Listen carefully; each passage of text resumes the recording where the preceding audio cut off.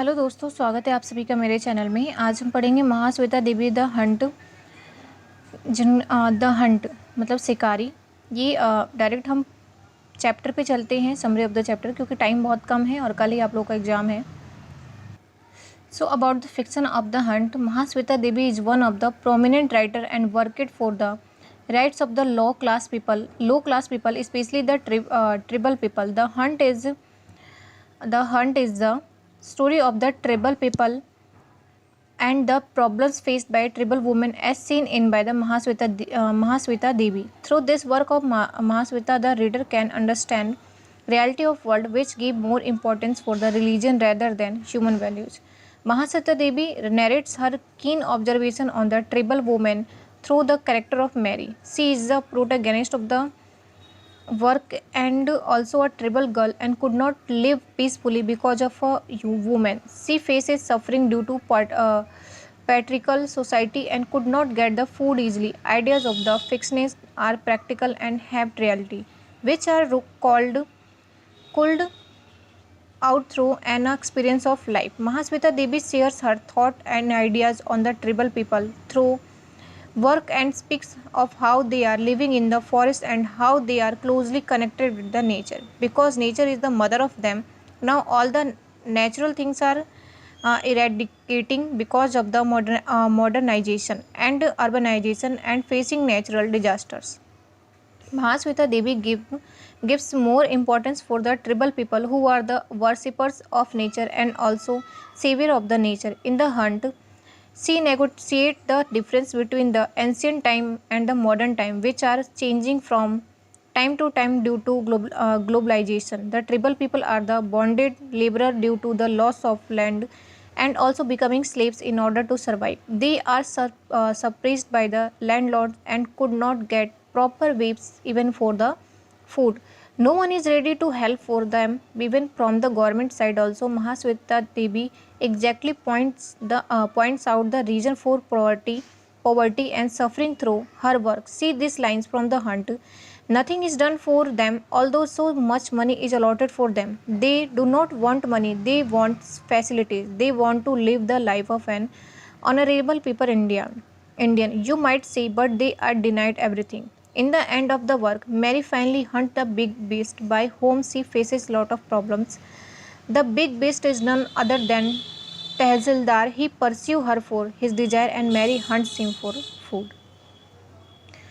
महाश्वेता देवी प्रमुख लेखकों में शामिल हैं। उन्होंने निम्न वर्ग के लोगों को अधिकारों के लिए संघर्ष किया, विशेष रूप से आदिवासी लोगों के लिए। द हंट या शिकार आदिवासी लोगों की कहानी है, आदिवासी स्त्रियों की व्यथा की कहानी। जैसा कि महाश्वेता देवी ने देखा है कि महाश्वेता देवी की इस कृति के माध्यम से पाठक जगत को वास्तविकता को समझ सकते हैं, जो मानव मूल्यों की अपेक्षा धर्म को महत्ता को स्थापित करते हैं। आजकल लोगों के लिए, आजकल के पहले भी लोग धर्म को ज़्यादा महत्व देते थे मानव मूल्य के विपरीत। इसमें उन्होंने अपनी पात्रा में मैरी के माध्यम से महाश्वेता देवी आदिवासी स्त्रियों के प्रति संवेदना और अपनी सूक्ष्म दृष्टि को दर्शाती हैं। इस कृति को वो मुख्य पात्र है जो मैरी हैं, अर्थात नायिका है, जो एक आदिवासी कन्या है और स्त्री के होने के कारण वह सुखपूर्वक रहने में असमर्थ है। पितृसत्तात्मक समाज में उसे यातना झेलनी पड़ती और जीवन यापन में कठिनाई महसूस करती हैं, क्योंकि वो लेडी है, इसलिए उसको जीने वहाँ पे रहने में भी काफ़ी प्रॉब्लम्स होती हैं। कथा लेखिका के विचार व्यवहारिकता की कसौटी पर सही है, जिनमें सच्चाई निहित है, जिनका ताना बाना जीवन के अनुभव से बुना गया है, क्योंकि उन्होंने वो लाइफ देखी थी। जो भी आदिवासी वगैरह लोग थे उनकी लाइफ देखी थी, तो उन पे उनको बहुत दया आती थी और उनकी लाइफ के बारे में उन्होंने काफ़ी कुछ लिखा था।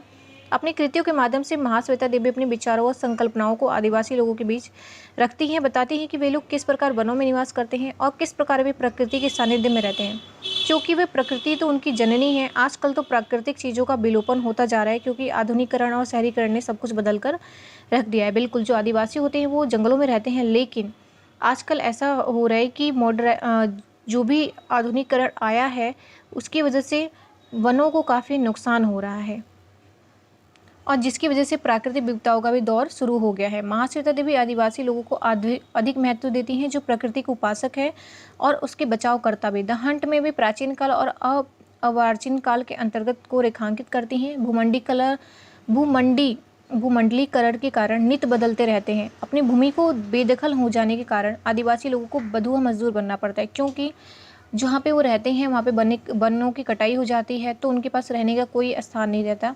तो उनको क्या करना पड़ता है, बंधुआ मजदूरी करनी पड़ती है, किसी और के यहाँ पे जाके काम करना पड़ता है। लेकिन और इस परिश्रम का फल भी उनको सही से नहीं मिल पाता है, खाने की भी कमी उनके पास हो जाती है। जीवन यापन हेतु उन्हें भू स्वामियों की दखल झेलनी पड़ती है। उन्हें अपने परिश्रम का उचित पारिश्रमिक भी नहीं मिल पाता है और कोई भी उनकी सहायता के लिए आगे नहीं आता है। यहाँ तक कि सरकार की ओर से भी कोई उपागम नहीं किया जाता है।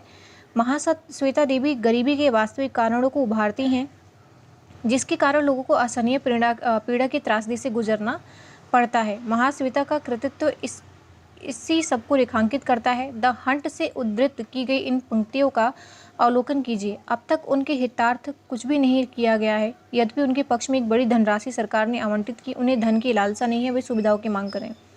जो सरकार ने क्या किया, उनके लिए धन की व्यवस्था तो की, लेकिन उन्हें वो धन नहीं चाहिए, उनको ये सुविधा चाहिए ताकि वो अपना घर, उनका अपनी ज़मीनें हों जहाँ वे रहकर अपना जो दिन है, जो जीवन है वो गुजार सकें।